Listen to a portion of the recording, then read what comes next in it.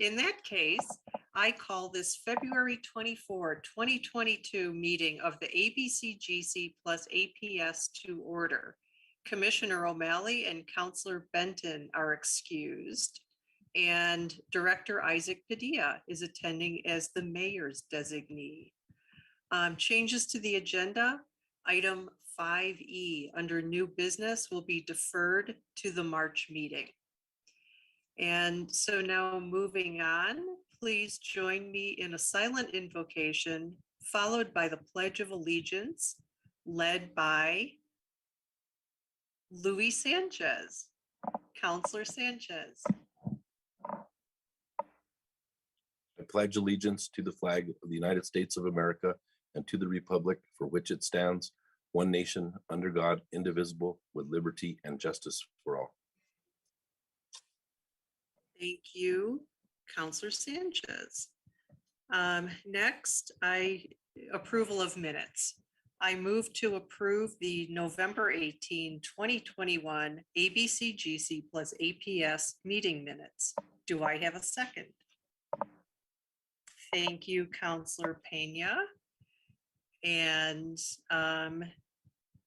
Julianne, who does the roll call vote?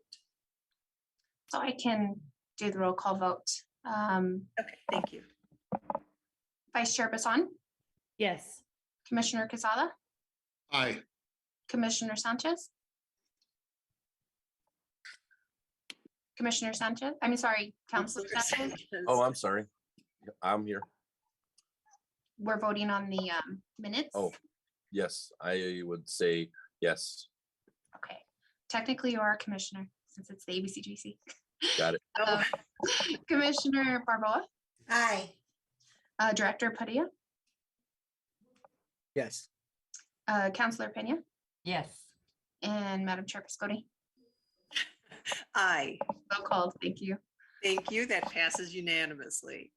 Next up, I will move to approve the January 27, 2022 ABCGC plus APS minutes. Do I have a second? Thank you, Councillor Commissioner Pena. And Julianne, please call the roll.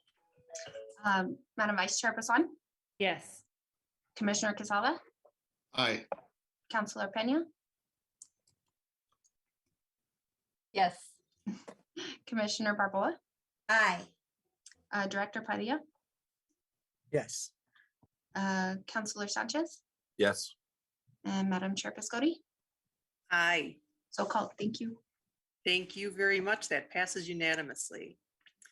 And now on to public comment.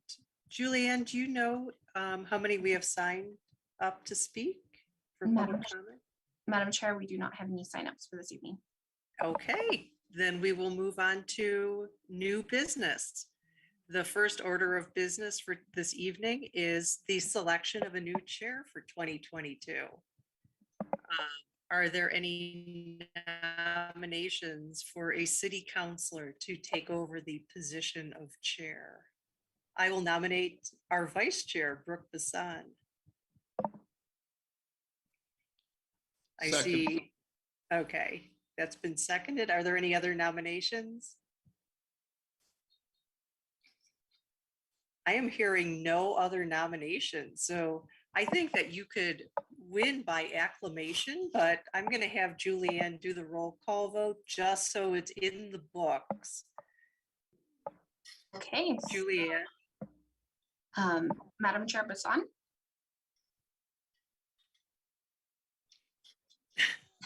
Chronic. Yes. I couldn't get the mute. Commissioner Quesada? Aye. Councilor Pena? Yes. Commissioner Barboa? Aye. Councilor Sanchez? Yes. Director Padilla? Yes. And Chair Piscotti? Hi. So called. Thank you. Okay. And now it's selection of vice chair.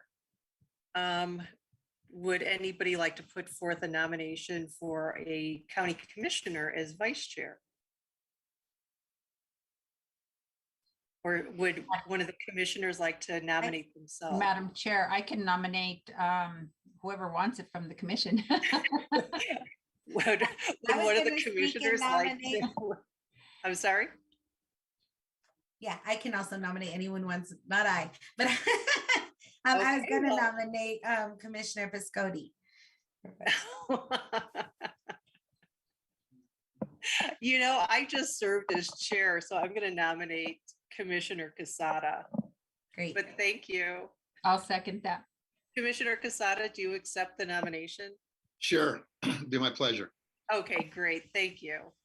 Are there any other? Apparently, there's no other nominations. So, Juliet, could you call the roll, please? Madam Chairperson, Yes. Commissioner Quesada, Aye. Councilor Pena, Yes. Commissioner Barboa, Yes. Councilor Sanchez, Yes. Director Padilla, Yes. Commissioner Piscotti. Aye. Thank you. So called. Okay. And so at this point, Counselor Bassan, Chair Bassan and I are going to switch seats here, and she is going to take over for the rest of the meeting. And thank you very much. It's been my pleasure and honor to serve as chair over the past year. Thank you, Commissioner, for all that you've done this last year and leading us and organizing everything. So I'll be sure to call you when I need guidance and direction. Thank you. All right. Well, congratulations, Commissioner Quesada, as well. I would like to move on to, let's see, new business item C, the approval of the 2022 meeting schedule. I would like a motion to approve, please. Anybody? Councilor Pena, thank you for your motion. Do I have a second? Second. Thank you, Commissioner Quesada. So we have a motion and a second for approval of the 2022 meeting schedule. And are we, Julianne, are we still sticking with you? We can stick with me if you'd like. That's fine. That would be wonderful. Thank you. Okay. Madam Chair Bassan, Yes. Vice Chair Quesada, Aye. Councilor Pena, Yes. Commissioner Barboa, Yes. Councilor Sanchez, Yes. Commissioner Piscotti, Aye. and Director Padilla. Yes. So called. Thank you. Thank you very much. We will move on to item number D, which is approval of the 2022 reasonable notice of meetings resolution. I need a motion for that. I move to approve. Second. Thank you, Commissioner Piscotti and Quesada. Are there any questions or comments regarding the reasonable notice of meetings resolution? Seeing none, Ms. Baca, if you will take the roll call. Madam Chair Bassan, Yes. Vice Chair Quesada, Aye. Councilor Pena, Councilor Pena. We'll go on to Councilor Sanchez, Yes. Commissioner Barboa, Yes. Commissioner Piscotti. Aye. Director Padilla, Yes. and one more time, Councilor Pena. Okay, so called. Thank you. Thank you. We are going to item E is a discussion separation of Department of Behavioral Health Services and Behavioral Health Initiative, and we are going to go ahead and defer that until March. Moving on to old business, we are going to continue the Behavioral Health Initiative update, and I would love to call on Ms. Verplu to go ahead and help us out with that. I'm looking forward to this, by the way. Oh, good. Well, me too. And good evening, Chair Bassan and members of the ABCGC. I'm going to give you guys a quick update and try not to go into too much detail on any of these items. But if you guys have questions on any of the things we're working on or anything that I don't mention, be happy to talk with you further about that. So the first thing I wanted to mention to you guys tonight is that we have stood up a Wellness 3 temporary emergency shelter hotel. And this is in collaboration with our public safety department. And what it does is it provides shelter for individuals who are living unsheltered in our community, who need protection from the elements, but also need some extra support from a behavioral health provider to connect to some long-term services. So as of yesterday, end of day, they had 46 rooms occupied in that wellness shelter. 3 are currently vacant. They have 71 clients housed there, and 16 of those clients are children. We also have, as I mentioned, 3 case manager teams on site. So those come from Central Savila, Crossroads for Women, and the Albuquerque Center for Hope and Recovery. So those are the 3 providers that have been supporting for the case management services on site at that space.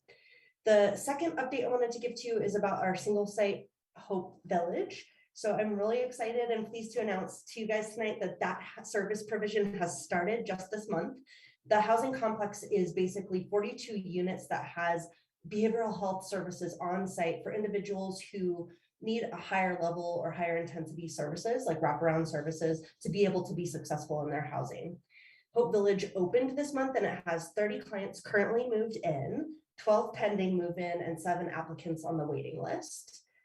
The third piece I wanted to mention to you guys tonight is the tiny home village. Many of you have probably heard about this project. It's been something that the county has been working on for a couple of years now. And in partnership with the Community Services Division, the BHI has stepped in to help on the development and implementation of basically more support at the tiny home village. So the tiny home village is a transitional housing program. Its target population is for single adults or couples that are 18 and older. And individuals, they also need to be homeless or precariously housed and be living with a behavioral health challenge. The eligibility criteria, the application process, and some of the program elements are going to be adjusted over time, but we are in process of implementing a series of feedback community sessions that ask for basically input from community members with lived experience, those who have worked directly with unhoused individuals, and then community providers in order to make sure that we've gathered as much input as we need to make that as effective and robust service provision as we can.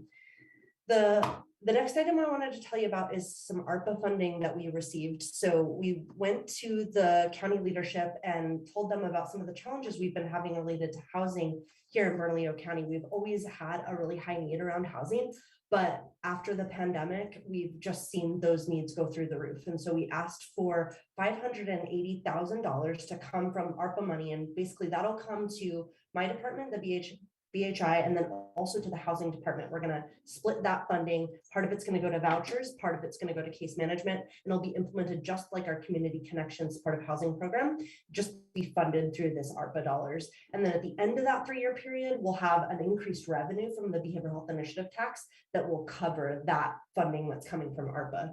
So really excited to be expanding as much as we can in the housing area. That's a really deep need for community members here in Bernalillo County. And there's 2 more I wanted to mention, and then we just have so many things we're working on, so I feel like I have to pick and choose the things I really want to talk to you guys about. But I know that many of you are being updated on so many things all day long. I really want to make sure I'm not inundating you with too much information. So the last 2 items are, one is about our living room model. So we are working on a living room model in Tejeras, and we have a space there that's going to work really perfectly for this service provision. And we are working with a contractor just in the very end stages of getting a contract through with that service provider. And they'll be able to do peer services right on site there at that space.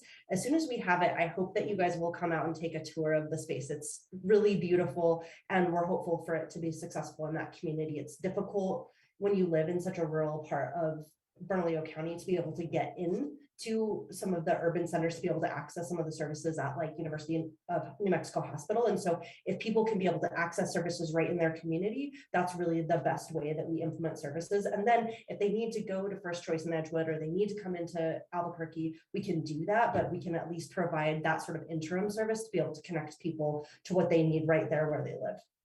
The last piece is our joint strategic plan. I think you guys are really updated on many of the pieces here, but we did a gap analysis with Via Positiva. And after doing that, we decided to go out for a community survey and a community forum so we could gather some community input to be able to improve, expand on some of the pieces that we had put in our joint strategic plan with the city. And so we finished all of those surveys and all of those community forums. And we're basically gathering, analyzing all that information right now. We're going to implement it into the strategic plan. So you guys will be seeing an addendum to the gap analysis that provides information from those feedback forums. And then you'll also be seeing a strategic plan from the county and the city. So really excited to be moving forward on that project and many other things that we're working on. Happy to answer any questions on things that you guys have questions about or things that I talked about this evening.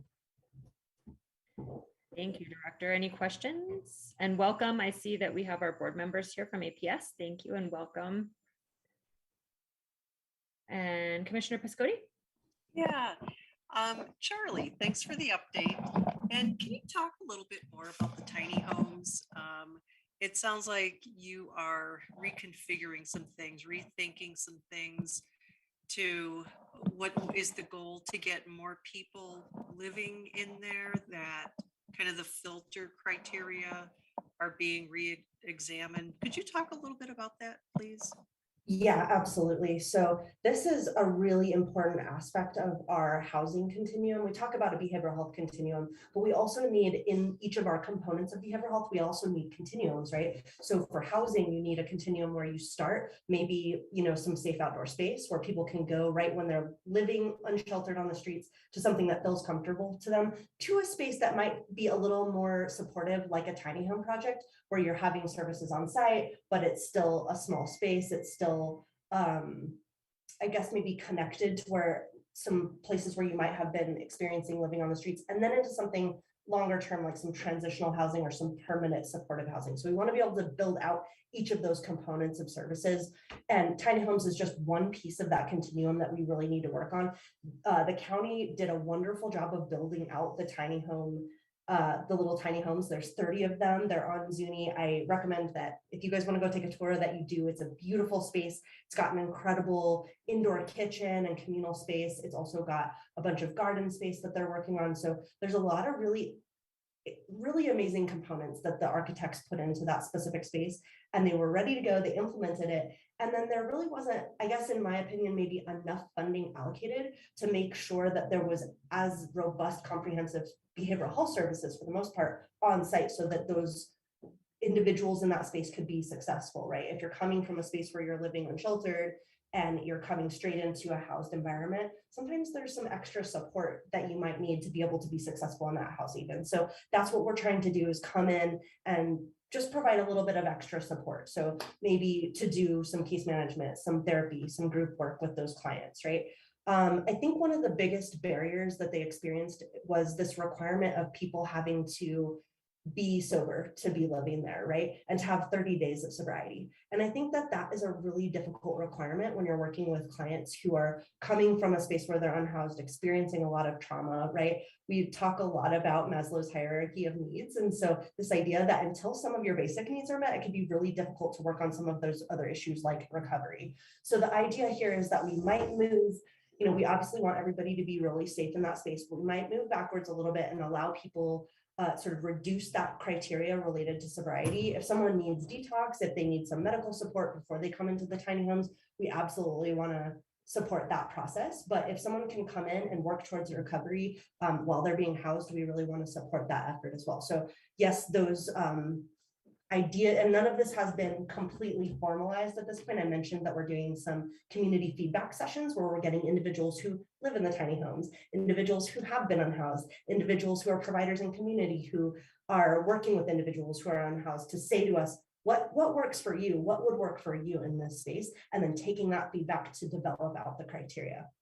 So hopefully that answers your question. Yeah, thank you.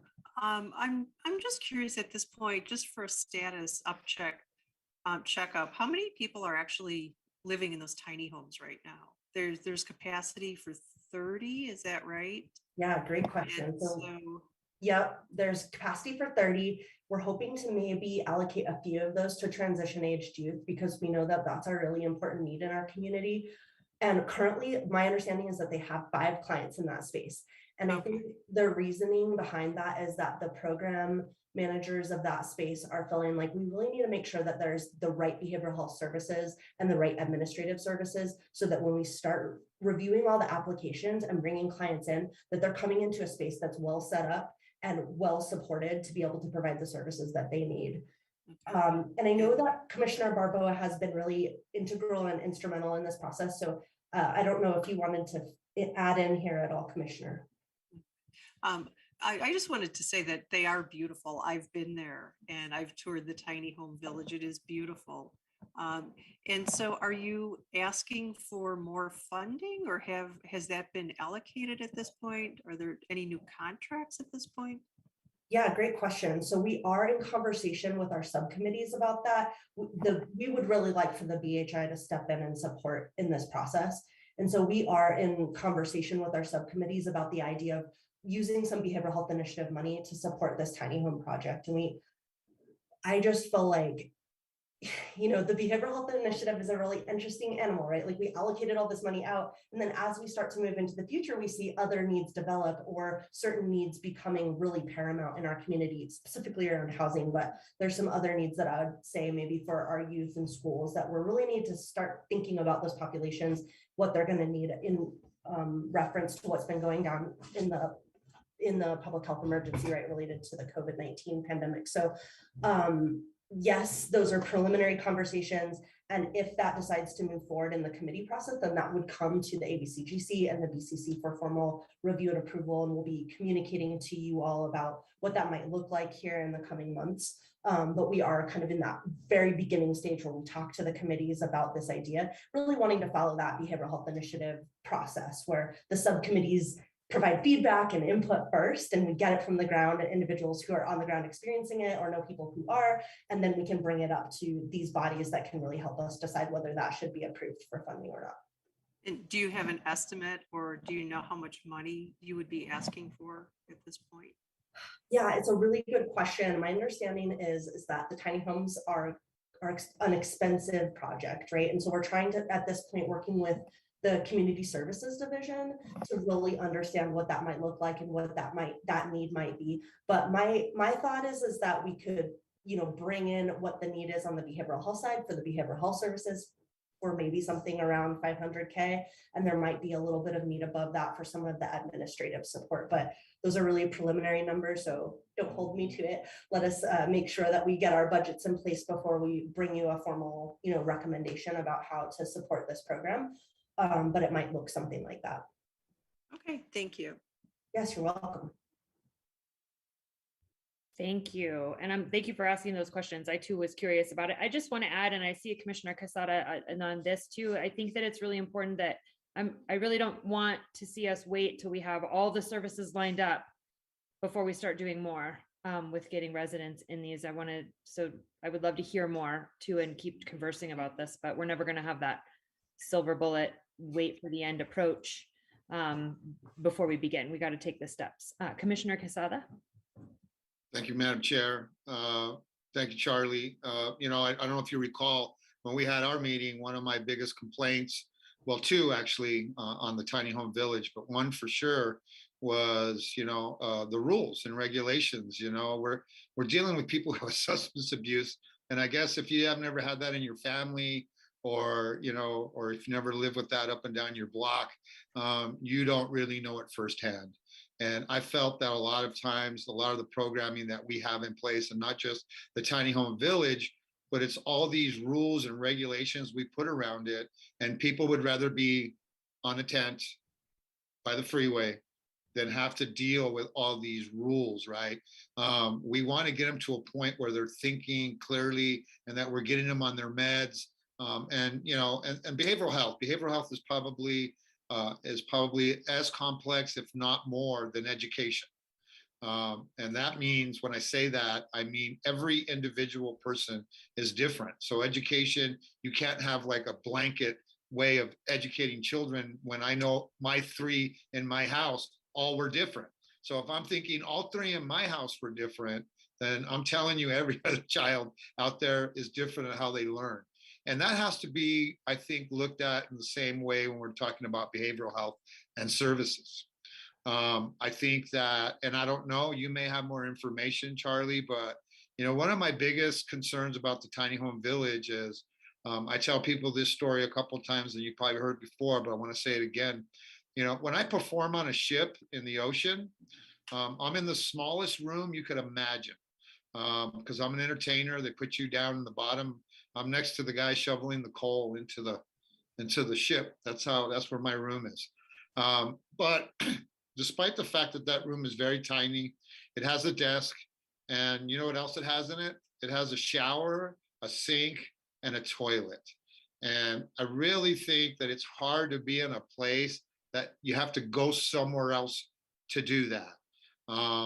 So I would like in the future that if we build any more tiny home villages, that I would advocate that we try to make it as normal for them as we possibly can, make it a safe space, although it's enclosed and people try to sell me that it's a safe place. I just think in the middle of the night, if you need the restroom, you got to leave your space to go to a common space.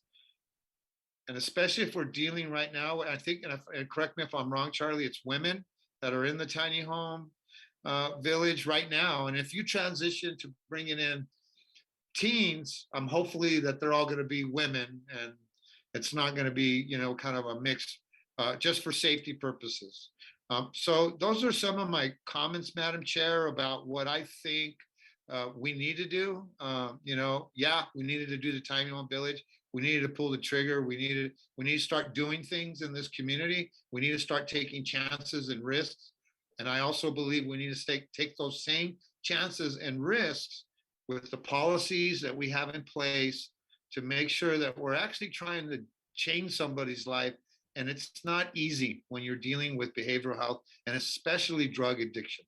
And the rules on that are just almost impossible. I tried to help my nephew one time. I took him to a facility. He was clean for 3 weeks. He had never admitted that he had a problem. And finally, he admitted he had a problem and he needed help. We were so happy that we drove him to this place. He had a card and we were so happy. And when we got there, they told us, well, is he using? And we were so happy for the first time in our family's history to say, no, he's clean. He's been clean for 3 weeks. He wants to change his life. And you know what they told us at the facility? Oh, we can't help him unless he's using. And I'll tell you, the hardest thing I'd ever had to do in my recent future was to drop my nephew back off out in the street because I couldn't help him. Because the rules and the regulations that are in place made it impossible for me to help him. Because let's all listen to that part of the story and think, okay, I take my nephew to go get him something to use, right? And what people don't realize is as soon as he gets something to use, I never saw him again. Let me just put it that way. Never saw him again. I had him there. I had him right there. And that's what our services are there to provide for when that person at that moment makes that decision to change their life. That's why we have all these programs there. But if the rules are getting in the way of our programming, I think we here at ABCGC need to put our heads together and start going through those policies and start looking at, what are the rules and regulations, what we have in place through Bernalillo County and the city of Albuquerque. And I'm not saying make it an open all and a free for all, but what can we compromise on that wouldn't really necessarily put people more in danger, because I have to worry about staff and everybody else too. I'm not just worried about the whole picture. But what can we look at as a government entity? And we have APS here who deals with substance abuse and behavioral health at as high of a level as the city or the county. And hopefully one day, there'll be a voting member on this commission and really bring, and make them feel like they belong in these conversations. I'm hoping one day we could get there. I know we passed that already in the county, but I would like to see if we can get that in the city and at APS, because APS also has to agree to it too. So it's not just the city. I'm just not throwing that at the city. I'm throwing that at both of those. But with that being said, I think all three of us need to sit down, figure out what are the rules and regs and what is realistic when we're dealing with behavioral health and substance abuse. And I'll end right there. Thank you, Madam Chair. I think you made very, very well, very good, strong points, Commissioner. And I agree with a lot of them. I would like us to get out of our own way when it comes to policy and rules and regulations for that and I'm sorry to hear your story, but that's how many stories out there that we can try to avoid with that. Commissioner Barboa, your hand is up. Thank you so much, Madam Chair. And I'm feeling very emotional even after hearing Commissioner Quesada. And I know I've talked to Councilor Pena before, and we've all shared similar stories. Right. And my nephew right now is on the streets, and he actually got into CARES campus, and I know everything is nuanced, right? And then he was kicked out because he was poking his face and he peed on the side of the building. So like meth addicts poke at their face and people that have been living on the streets pee outdoors. And so it's not like, I don't think those behaviors are acceptable, but I think that they're not reasons to kick people out, right? So I'm saying it with all emotion and care because I believe that everybody's trying. And I do believe, and I hope if this is the space, I am actually the person facilitating the conversations at the tiny home village because, right, I get, just like Commissioner Quesada, when I got in a little over a year ago, saw that the criteria and entry points and vetting process and application for entrance were, I don't want to be disrespectful to anybody, but they're absolutely ridiculous. Like, right, not meeting any of the needs of the communities that we're trying to say. And on this, and I was so surprised because in these spaces on the commission, what I hear from city councilors is everybody speaking with the same tone that we want to have low barrier access to behavioral health services, to all the things that we're building. And we're not, but yet for some reason, and I'm not quite sure why, but I'm testing out, right, what it means to get the experts in the rooms. We have YDI, we have New Day Shelter, we have people who are currently substance use peer substance counselors because they've been through it before. We have some people from Healthcare for the Homeless, and we have the villagers engaged, and we're facilitating a conversation that brings us to a place. And, you know, everybody said the same thing, right? The application can't be 17 pages long.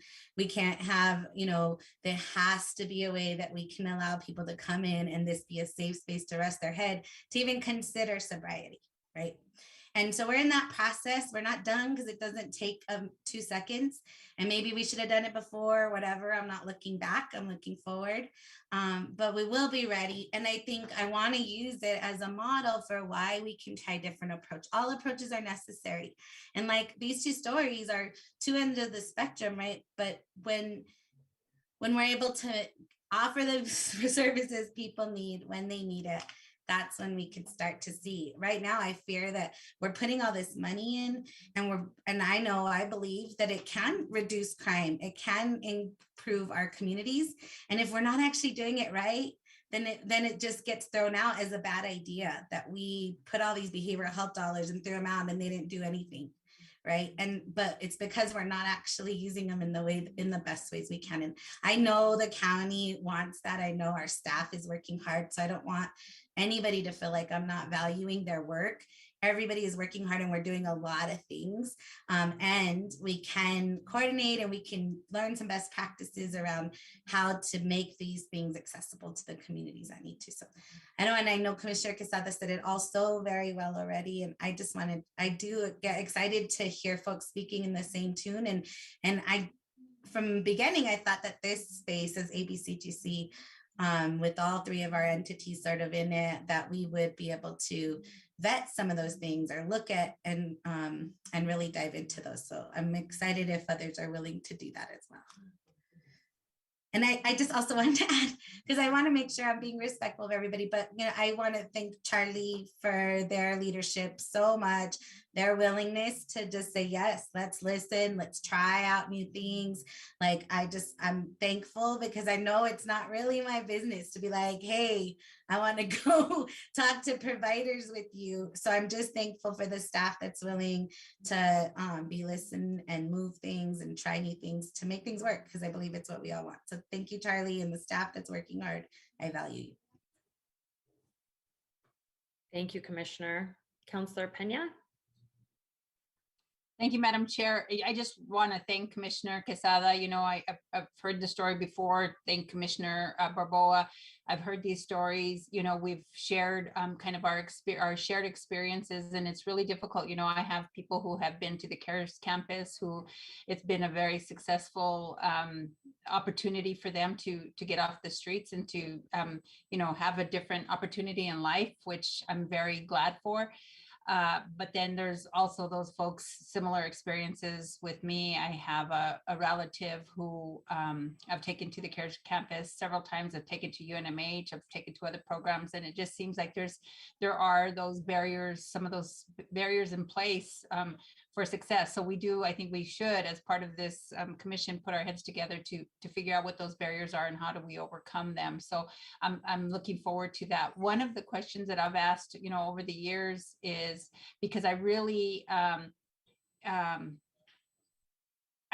support the CARES campus. I think that's, you know, does it need, you know, to have some bolts tightened and you know, others adjusted? Absolutely, just like with everything. But I really think that that's the closest opportunity to really making a big impact in our community because of the success that I've seen come out of there. But I have asked before, Ms. Verplu, about a medical director 24/7. Do you know where that's at? I know you guys were in the process of doing that, but I think that's important because one of the issues I've had when I was taking my cousin down there is that she wanted to be there. They accepted her with open arms, and but she really had to kind of what they call is their medicine, and the medical director wasn't in till the morning. And you know, that time between 2 a.m. in the morning is critical, right? So if she would have been able to see a medical director, it could have made a difference between her staying and going back on the streets, which unfortunately where she's at right now. Yeah, thank you for that question. And I actually am working on the BHI and not on the Department of Behavioral Health Services, but we do have Chief Pettis here who I think could probably answer that question. Chief? Yeah, so good evening, Chairman, City Councilors. So there's a lot of stuff that's happening on the CARE campus. We are doing a lot of growth, but the thing that continually kind of holds the CARE campus back from, I think, really achieving what everyone is looking for is the fact that we're not a medical model. We're not a medical-based model care facility. And that really limits the amount and type of severity of clients that we can take in at any given time. And I know we get criticized a lot for not doing our part to take in a wider array of individuals who are suffering from addiction, but there are, based off of what we are able to provide right now, not being a medical model, there are real limits as to what we can and can't do in that area. And I think in order, my personal opinion, in order for us to live up to what I think a lot of the expectations are of not only the city and the county, but the community at large, is for us to really start to explore what does it take for us to become a medical model, to allow us to be able to take those more severe clients in that are outside of the basic parameters of vital signs, because that is really what we base a majority of acceptance of our clientele into the facility, is if they fall underneath the vital sign parameters that have been established by our medical director. And because we are not a medical model, those are very basic. There's someone, I mean, someone has to be able to maintain their own airway. Someone has to be able to ambulate to a cot or to the restroom and such. So the amount, again, of critical patients that are looking for detox, we can't take them. And so we are constantly kind of looking as though we're turning people away, but it's done so out of, again, for concern of the patient themselves, because we don't have that medical oversight to be able to provide for them that level in the event that something was to go wrong. So I really challenge us to start looking at how do we become more of that medical-based detox and treatment facility. I agree with some of the comments. I got on late, I'm sorry about that, but I do agree with the comments made about some of the criteria that is used to check people in. We're working on that. We're working on consistency with how we screen somebody who's coming into the facility. In doing so, of course, we have to be careful that we're letting folks in that are not going to be a threat to staff that are there as well, or put staff into positions that they're not prepared for. So there's a lot that has to still be done on the care campus. But what I can tell you is, since we've done the separation from BHI and the care campus, we have Margarita Chavez Sanchez, who can now focus 100% of her energy to the future growth of that care campus and really start to formulate what needs to be done there as far as criteria for being able to accept clients into our facility and being able to establish good, solid treatment plans for those clients once they're in the facility. Because I think we have a lot to offer. It's just getting all of those things kind of tightened up. And I really think, my personal opinion is, when we combined the BHI initiative and the care campus as one, we kind of lost some sight of the goings on daily at the care campus, because the excitement and the energy and the sheer amount of time it took to administer all of the BHI dollars, we probably kind of let the care campus slide a little bit. And what I can tell you now is that we've got solid management back in place in there. And I anticipate us seeing some really drastic change as it relates to consistency in the gating criteria of who and how we allow folks in there.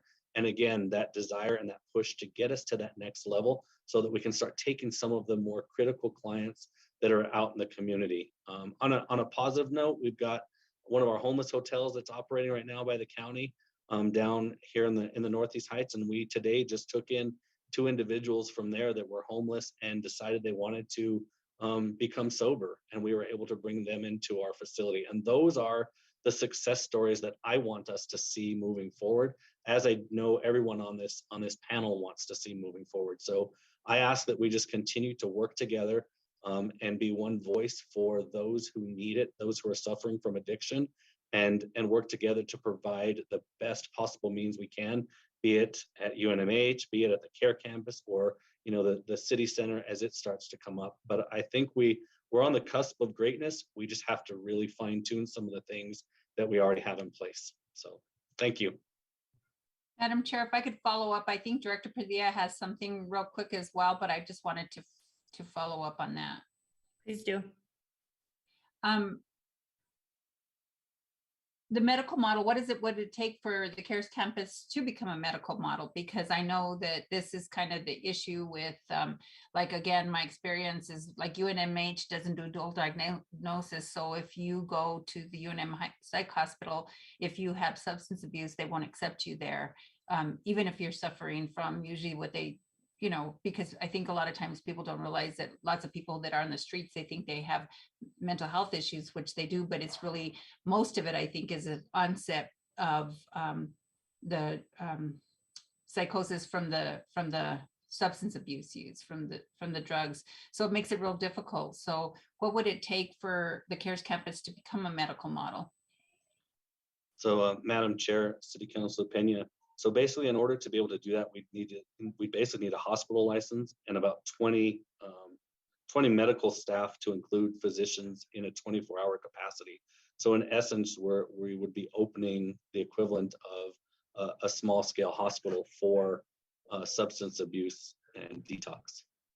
So you see where there is an associated cost with all of that, and a demand right now for physicians and such is difficult. But again, if it's something that is the desire of both the city and the county and APS and others, then I think it's something that we start to explore, rather than go out and try to invent something new or create something new. Invest in what we have already kind of somewhat established on the ground and build from that. It's something we can definitely start to explore if that's the wishes of both bodies, or all 3 bodies of this particular committee. It's not something that's going to happen overnight, and it's not something that's going to be inexpensive, of course, based off of what's required, but it's not something that's not possible either. We could definitely do it with the right people in the right places, and the joint efforts of both the city and the county to come together for that interest. Thank you. I appreciate, the answers. I think that we probably should, maybe have that discussion about doing that into the future, because I have a lot of faith in the CARES campus and that model. Again, are there kinks? Absolutely. But I have a lot of faith in it. Like I said, I've seen at least 2 or 3 success stories come out of there, but then I've heard the other stories about the barriers. So, I think if we can work out those kinks, and I think that's a critical component. I tell people that if you have health insurance and you have, maybe one of your children who gets addicted to some type of substance and you have health insurance, you can actually, pay a $300 copayment. You can send them to Arizona or whatever, and then they get a 30, 45-day treatment. But if you're on Medicaid, the treatment is all outpatient, and that's just, we're never going to catch our tail doing that, right? Because the drugs that are out there are just so addictive that people can't do it on their own. They need the support. And Chair and City Councilor Pena, I'm right there with all of you. I've got a nephew who's addicted to fentanyl right now. He's gone into the CARE campus. He stayed there 4.5 hours and decided he wasn't ready to give up his addiction and walked back out. So I too, I oversee that campus, and I too have had someone who's gone in there, and I want more than anything to be able to get him in and get him straight and sober. But it's going to take a whole lot of effort on a lot of people's parts to make that happen. And I think the CARE campus is one facet of that, but there are so many other pieces to that puzzle to try to help somebody to reach sobriety. And some of it involves the courts as well. And when you have that opportunity, when someone comes into a jail and is suffering from an addiction, to be able to sentence them to a 30-day detox in the jail, so that now we're actually able to talk to somebody and not have the drug as a barrier. So I'm living that experience too. And I want more than anything to be able to provide that service to the greater community, so others don't have to suffer like my family is suffering, and some of you on this panel are suffering. So I think we're all here for the right reasons. And I think if we can find a way to come together, we can do some continue to do some amazing things for those suffering from addiction and substance abuse. And I'm ready for the challenge, as I know Margarita, our director, is too. Councilor Pena, you good? Yes, thank you. Thank you. All right, I have Director Padilla and then Commissioner Barboa. Madam Chair, thank you very much. Would like to say that we've had positive experiences with the way that the county is restructured, and the work that we're working together, family community services, and the way that the county has restructured the system and the things that are going on. But I think it'd be important to hear from Gilbert Ramirez from Family and Community Services about this particular issue and about the gaps in services. So if that's okay with the other commissioners of the chair, I would like him to speak on that a little bit more, how we're working collaboratively and what is being done with the sobering center at the Gibson Medical Facility. Yes, that's okay. Go for it, Director. Thank you. Director Padilla, thank you, Madam Chair. Thank you. Gilbert Ramirez, Deputy Director over Behavioral Health Services for the city. One, I just want to honor and recognize the stories that were shared here as to how addiction hits our families and not just our community. I think it's close to all of us, and we've had experiences for that.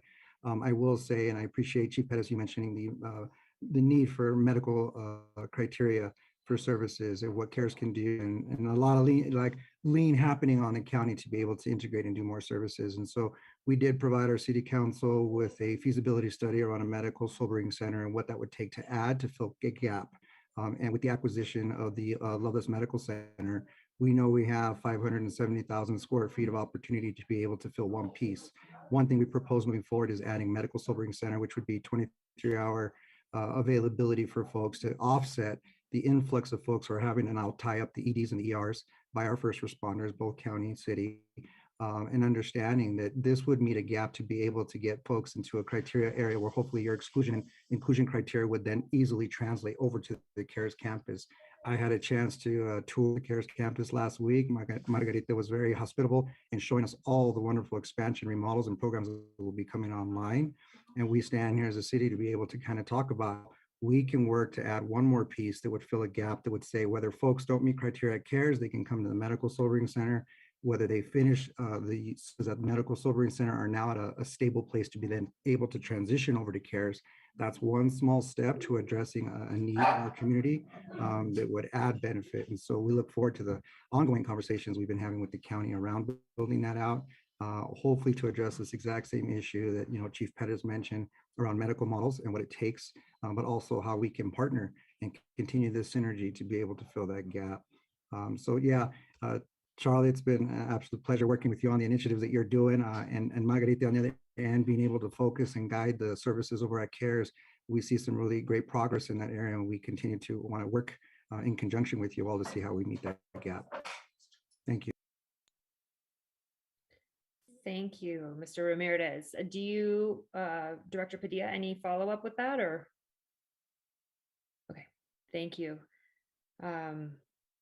I'm making my list of questions just so that we get ready, everyone, for the end. Commissioner Barboa. Hi, thank you. And I know, thank you, Gilbert. I think that's what I was gonna get at, right? Because I want to be able to see, I want us to be able to see the big picture. I'm so grateful that in my district, we have such rich resources. And it's hard to see when when people that live in that community can't always access them, right? Or any of our families, of course. But it's also hard when I see our budgets and yes, a large amounts are going to I'm not even sure what a medical model is, but are going to UNM for contracts because those level of care. And I feel like we are missing some pieces around that peer support. What I hear from community when I work with them, right, is that they need somebody that's experienced before. I know the difference from when I walk up to somebody and we can see each other, right? And so when somebody has peer supports, we're also not doing the best. And I'm not talking just about VHM, I'm talking about all our programs, right? About how are we including the family? Look at all of us here have said that we've tried to support a family member into it, and there's no supports for family members. When I talk about my nephew, his dad is on the street. Any day he's not there, his dad's looking for him on the streets.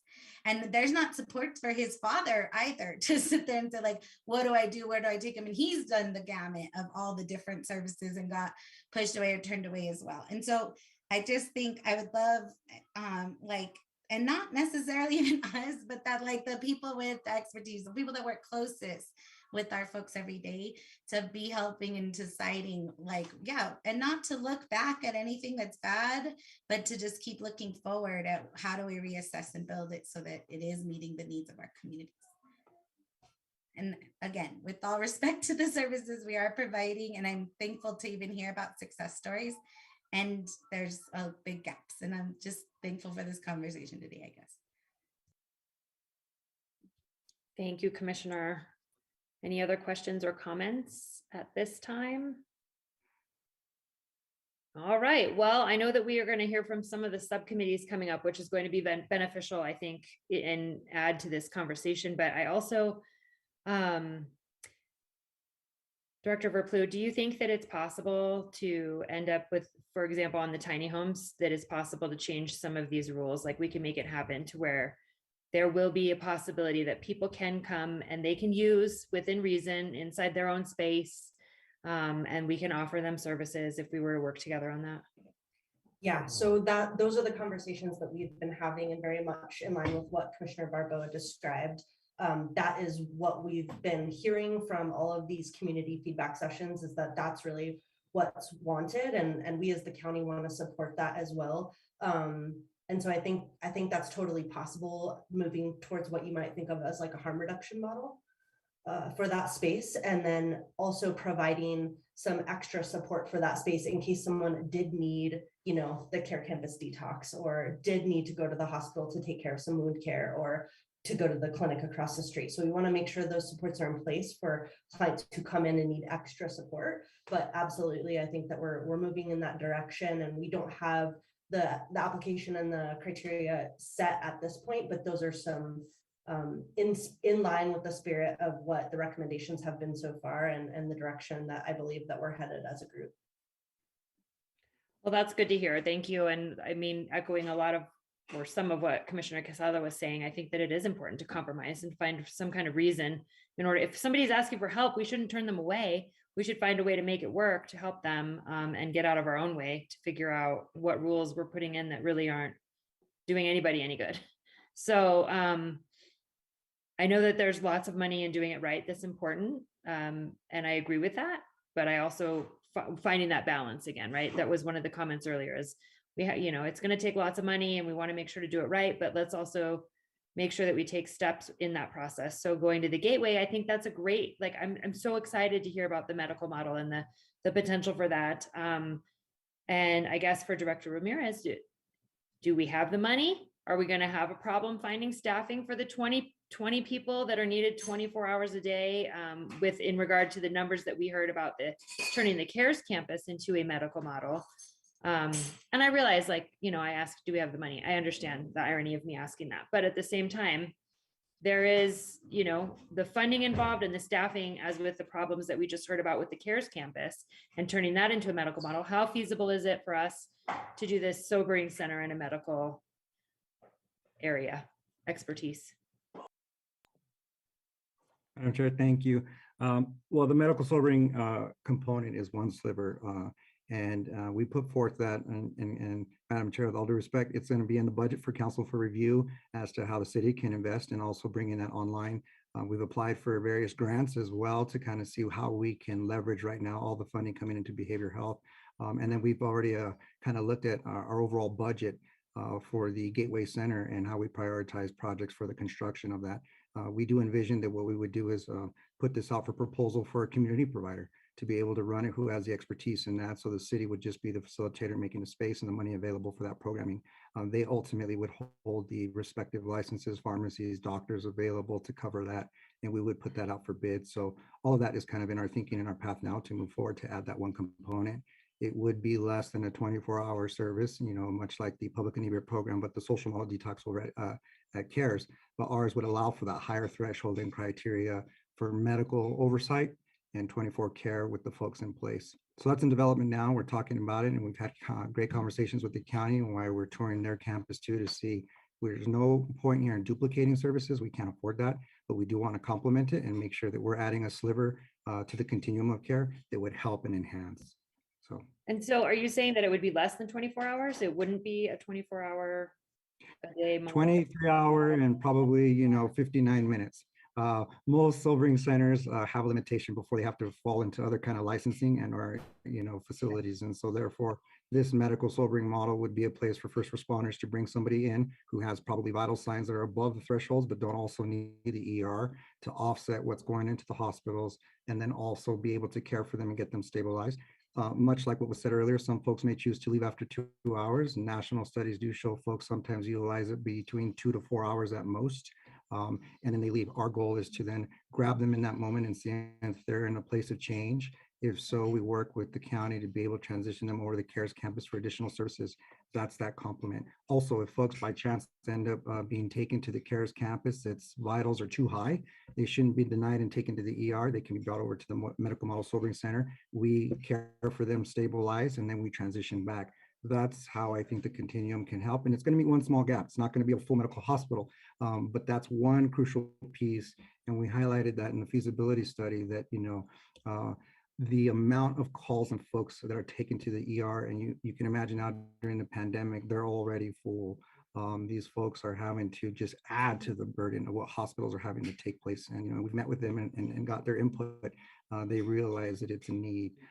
So that's why we're working to build that, and we're having the conversations and seeing where could we complement the continuum of care for folks and add something that would have a real big impact with regards to what we're seeing on the streets immediate level.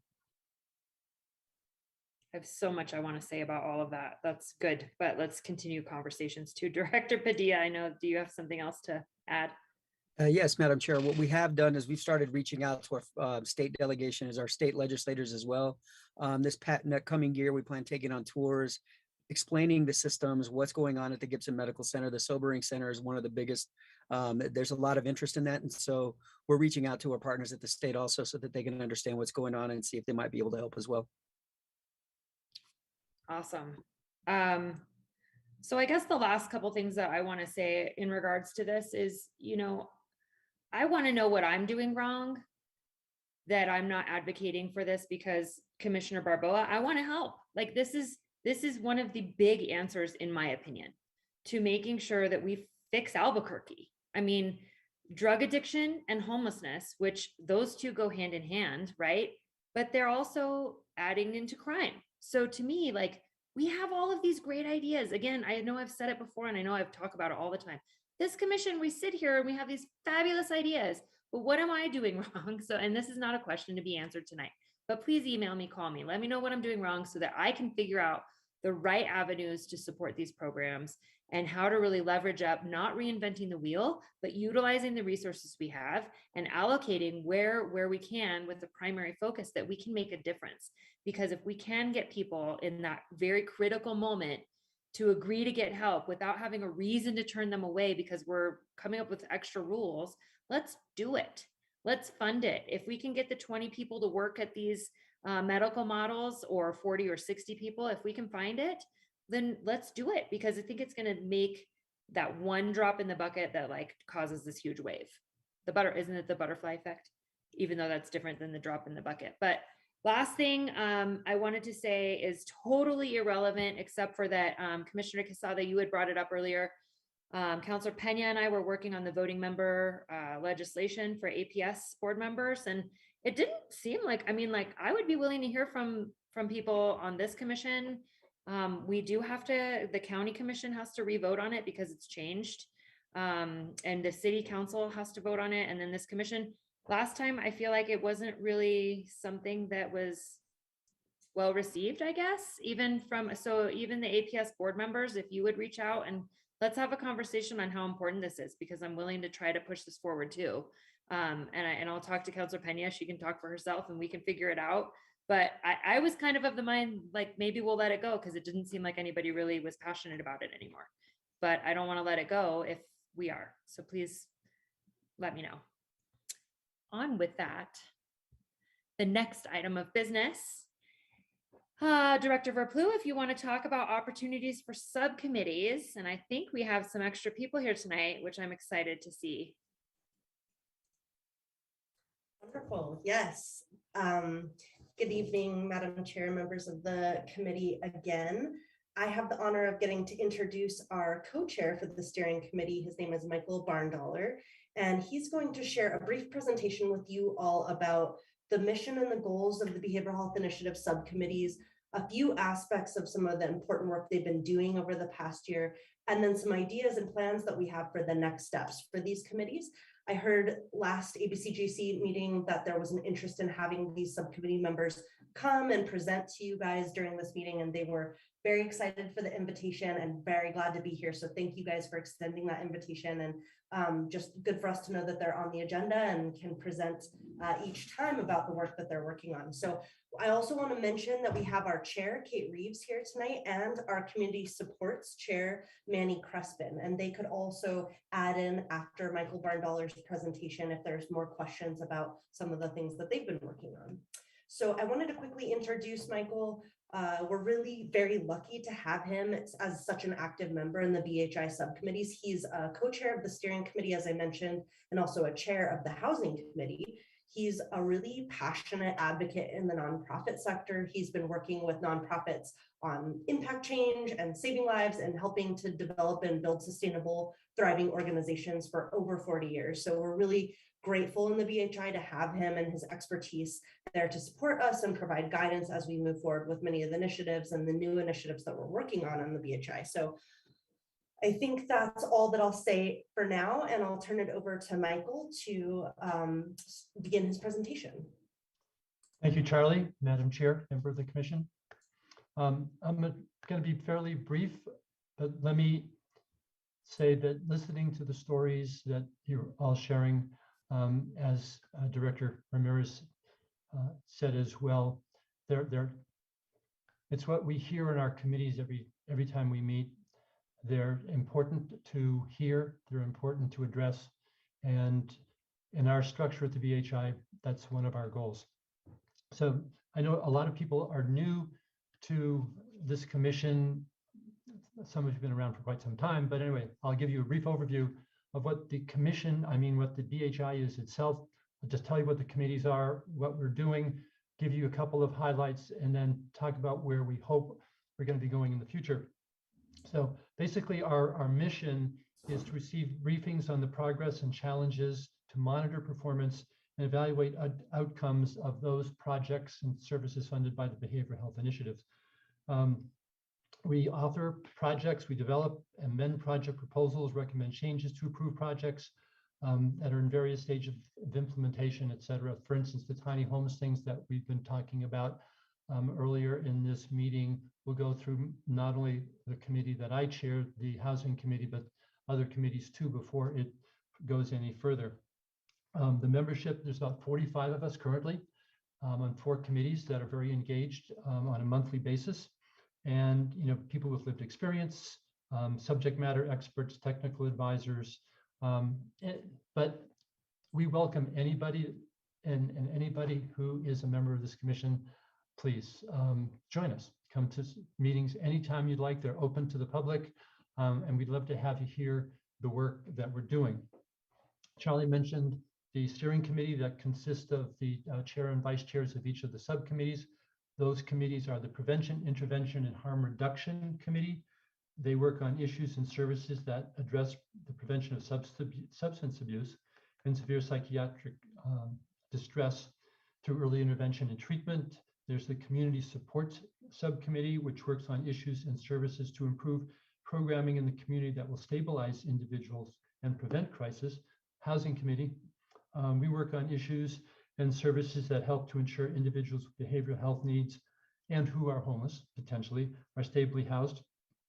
And the Crisis Committee works on issues and services that help to improve responses to individuals in behavioral health crisis and link them with appropriate services.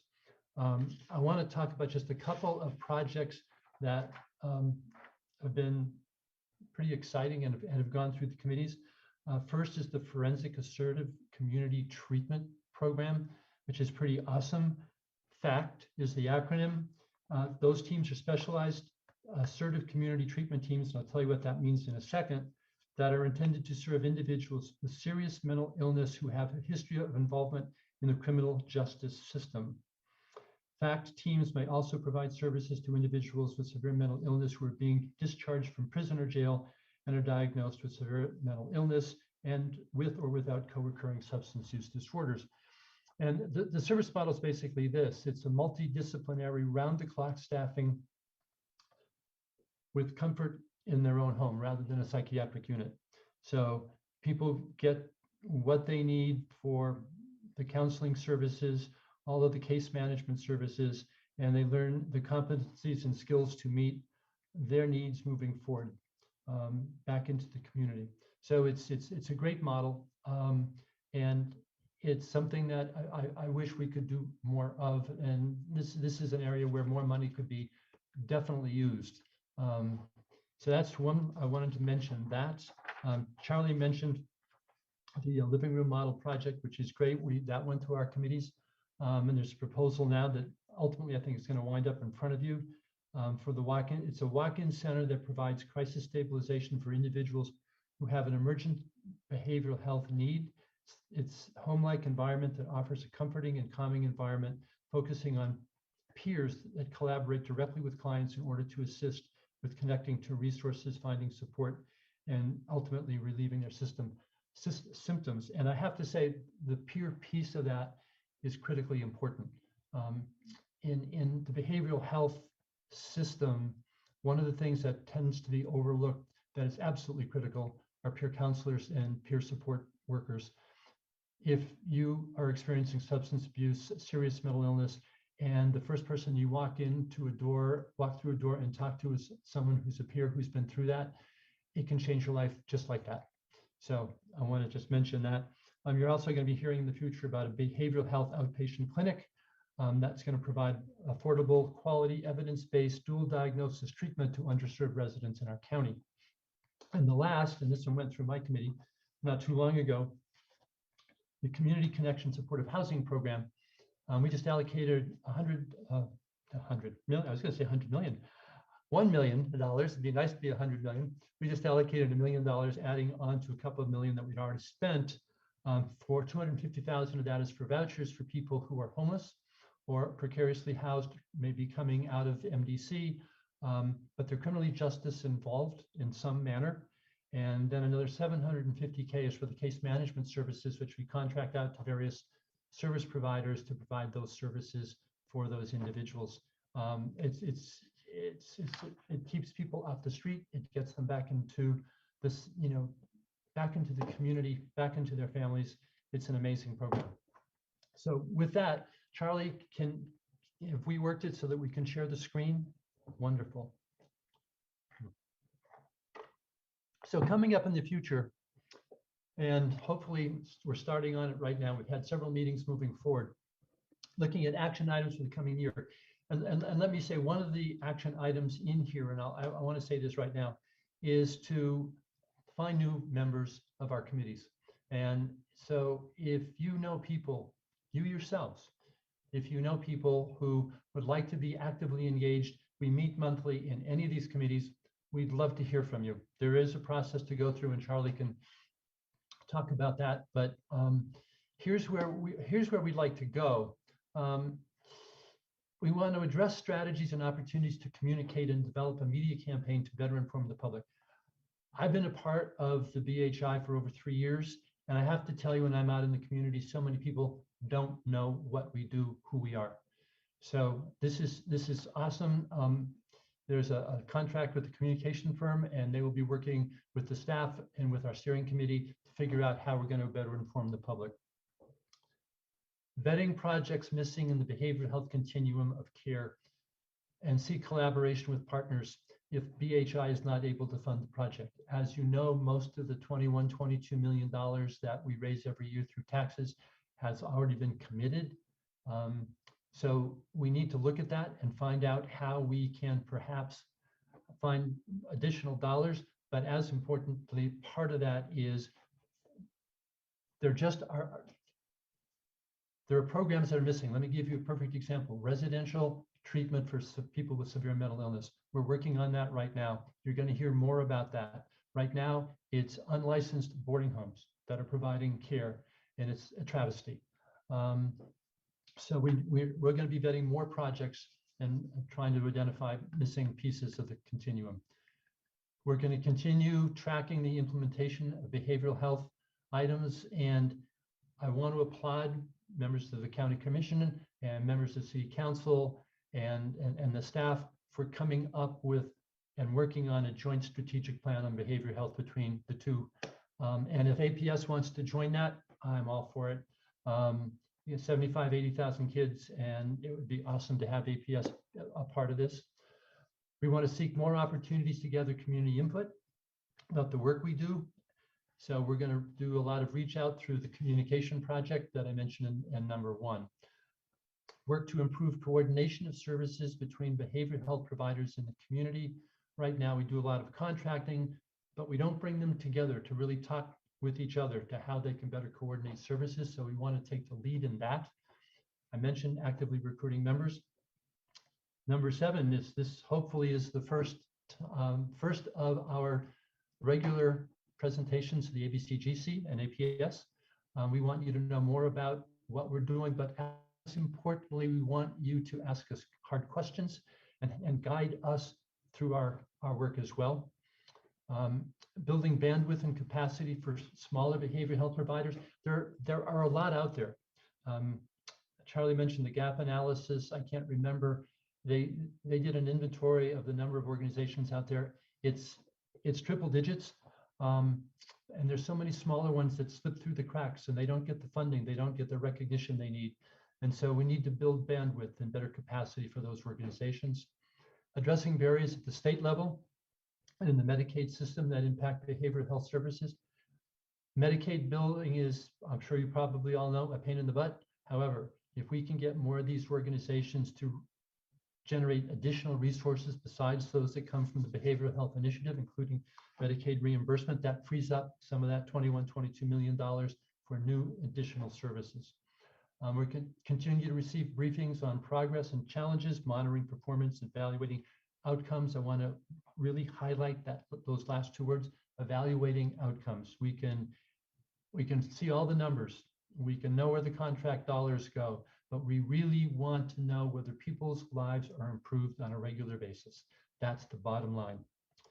And last but not least, identifying, vetting, and funding initiatives with funding received that is not already committed.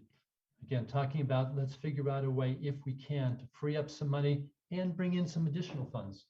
Right now, the behavioral health initiative money is GRT. Is there another way of combining that with some other resources so that we can broaden the base? So that's my presentation. As Charlie mentioned, there are two other committee chairs here, Kate Reeves, who I understand who is actually, I should say, the chair of the steering committee. I'm the, I guess, co-chair. Has a sore throat, so she may not be able to say anything tonight. And then Manny Crespin is here as well if they have any additional comments. I'd be happy to answer any questions. Thank you, Mr. Barndollar. Will you please make sure, Charlie and Michael, will you make sure that we get a list? Can we get that list of priorities and what you're looking to achieve? Because I was going to say, I think that it would be really helpful, especially the one about making sure that you report to us every month. I would love to hear an update every month from the chairs of these committees. And I know that we've been talking about that, but in addition to that, I think that it would be really good if we could ensure, and staff, if you can help with this, to make sure that on our agenda, every time we meet, it lists the dates the subcommittees are meeting. Because I think that that would probably get a little bit more availability and involvement, whether it be from us, and if we're available to participate, I know for myself at least, but to identify the dates and times that these subcommittees meet, rather than necessarily either have to go look for it or to share it or to ask for it. The more we can advertise that, then maybe we'll get a little bit more involvement too. I want to take a quick moment. Did anybody have questions for Mr. Barndollar on anything that he had mentioned so far? Commissioner Piscotti? Yeah, I don't have a question. I just want to thank you so much, Michael, for presenting to us, and the other subcommittee chairs for showing up today. I can't wait to hear from everybody else, but I've been wanting this for a long time to hear from you and have you be a part of our group and our conversation. So I just want to express my sincere, deep appreciation. And I really do want this to continue and hear the updates and and let us know what you need from us to make things happen. Thank you. Thank you. It's a pleasure I to just be love here. Thank you. whatever. Whatever like your really, really honest feedback is, I think would be the most helpful. So thank you. Thank you, Commissioner. I entirely agree with that. All right, Charlie, do you want to introduce who's next? That's the end of our presentation. So Michael Barndollar was just going to give you guys that overview. But as we mentioned, Manny Crespin is here. He's the chair of the Community Supports Committee. And I think maybe you could just share a little bit to the committee about any thoughts that you might have. Yeah, sure. Thank you so much, Charlie. And good evening, buenas tardes, commission and board members. It's a pleasure to be here with you all this evening. And I just want to say thank you to Michael for doing a really good presentation on that. Also, I hope all the board members are doing well and just having a good week. I know there's a lot of work to be done. As you know, my name is Manny Crespin, and I'm the new chair that stepped in on the 17th of December for Community Support Subcommittee. And thank you for giving the subcommittees a chance to give you an update. I believe it's very important that we just continue to receive briefings on our initiatives and vet our BHI trainings and programs throughout the county. The recent changes to the structure of the BHI and its subcommittees at the beginning of the year were very abrupt. And while Charlie and BHI staff have done their very best to explain these changes, it's still not completely clear why these changes were made, including the decision to limit voting in these subcommittees. I think that's a reason why we lost a lot of membership. Additionally, I think moving forward, BHI staff and the subcommittees really need to work on promoting the BHI and its programs throughout Bernalillo County. As I'm sure most of us know, much of the public doesn't really know what BHI is or what the services it provides, but making sure that the community is aware of these services, what we provide, what their tax dollars are spent on in this very important work is good for our growth, support, and the overall success of the BHI. I think this also links into recruiting members for the subcommittees, as we all have been touching on. Many people have resigned over time, and it's very important that we get more members. And I think that the subcommittees can help directly with BHI staff to promote the BHI and to recruit more volunteers to serve on these subcommittees in different capacities. Overall, and especially since the new changes with the BHI and the subcommittees, I believe that the increased engagement in the subcommittees is very important for the success of the BHI. I've already expressed my thoughts with Charlie and Amber and members of the BHI, including my Vice Chair, Lori, and I look forward to working with all of you.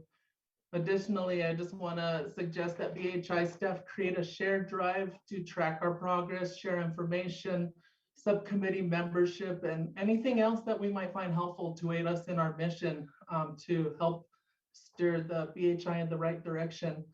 And as a side note, and as you all already know, I want to express to you that there has never been a more important time to get involved in increasing behavioral health care services to the residents of Bernalillo County. You know, we're in a crisis. We're experiencing crisis at every level, from the behavioral health of the community to our housing, to our substance abuse and crime. We heard from Chief Pettis and other people about addiction and how it affects our community. I just want to thank you all for serving on this capacity, and congratulations, Chair Bassan, on your election. You know, this work is ongoing, and we're really energized and looking forward to getting this work off the ground. And I urge you all to get involved in the process. Come to our meetings, show up. If something you see on the drive is of interest to you when we get this together, come share it. If you think there's something that you want to share with us in the community, bring it to the table. That's what we're all here for. And I think that we all know that we have a big crisis, and we just have to try to do the best that we can to serve our population. So thank you again for your time, and I'll back to you, Charlie. Thank you. And if I just might quickly respond to a few of those things. So as Manny mentioned, in the steering committee this month, we talked about building out a Google Drive that will have, you know, how do you become a subcommittee member? So we can all share that with our contact list, the roster of all the subcommittee members, the guidelines of the subcommittee, all of those things. So we'll be creating that and sharing that with the subcommittees, Manny, here shortly. And I think you're right, that will be really helpful in terms of having all the guiding documents in one space and really organizing the work that we're doing. Councilor Basano also mentioned that you talked about that list that Mr. Barndollar shared in his presentation. And that was a list that the steering committee developed as sort of a starting place, but each of the subcommittees will take that list and hone it down and work on it for their specific subcommittees and their specific target population. And so there may be some adjustments as it moves into committee, but I think it's a really nice starting place to begin from, and probably addresses some of the high priorities for all of those committees. So I think that's really great. I am so sorry to hear that there felt like, you know, this abrupt change with the reorganization, and hope that, you know, I know we have this on our agenda for next month, so we can talk in more detail about this, but as Chief Pettis mentioned, I think it really offers that opportunity to provide that deeper focus for each of both the Department of Behavioral Health Services and the Behavioral Health Initiative. So I think that's one component of this reorganization that can be really impactful and effective for the moving forward of the Behavioral Health Initiative and the next steps and all the things that we want to work on as a team. So those are some initial thoughts of kind of your share, and you know, really excited, I guess, just as a closing point, to have our subcommittee members here in this conversation. I'm so glad that you guys brought it to our attention last month, and they were very excited for the invite. And so we will absolutely be here each month, and I've got some notes on the action items for things that you requested that we'll be sharing out after the meeting. So thank you again for having us. And if there are any other questions for the subcommittee members or for myself, we'd be happy to take them. Thank you. So, and on that, I totally get that it's a fluid document, so to speak. I think it was great to even see it and then to talk about it. And really, let me just get this out too. Mr. Barndollar, thank you for not just reading the whole thing to us. you like read through it and then you talked about it. It's like turning into a pet peeve of mine when we have PowerPoints that just get read to us. But I think that that's a really good starting point for, I know for myself to look at and say, hey, I think I can get involved on number 6 or whatever, and then start reaching out so that I can see, you know, how to be more direct with my action items and getting involved rather than just kind of like, what's next? So I totally respect that it might change. I'm not saying I'm holding anybody accountable for keeping it permanent, but I would love to see how I can utilize it more. So thank you. Any questions from the rest of the commission? Well, thank you for being here. I look forward to truly learning more about the subcommittees. I think that I have had my head in some kind of hole with that. So I'm excited to hear more and hear more about the dates too, so we can get involved, those of us that are really passionate. Speaking of, we're all passionate on this group. Like that's what is one of my favorite things about it. This is a passionate, the drive is here. It's just a matter of putting all the pieces together. So I'm excited to see how we're going to continue that on this year. Okay, well, thank you. That finishes old business. So there is other business, and the announcement is that the next Albuquerque Bernalillo County Government Commission plus APS meeting will be on Thursday, March 24th, 2022, via Zoom. I guess we're still going to do that for now, pending any changes, and it'll be at 5 p.m. Thank you all so much. There being no further business, this meeting is adjourned. Have a good night.